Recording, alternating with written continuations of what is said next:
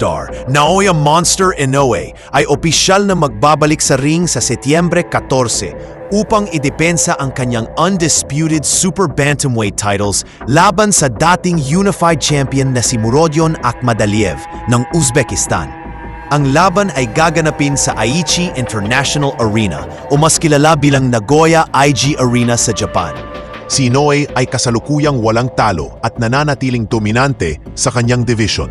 Noong Enero, tinalo niya si Kim Ye-jun via knockout at nitong Mayo, tinapos niya sa 8th round si Ramon Tardenas. Ang kanyang performance ay patuloy na nagpapatatag sa kanyang reputasyon bilang isa sa pinakamahalagang pound-for-pound fighters sa buong mundo. Samantala, si Akhmadaliev ay hindi rin basta-basta.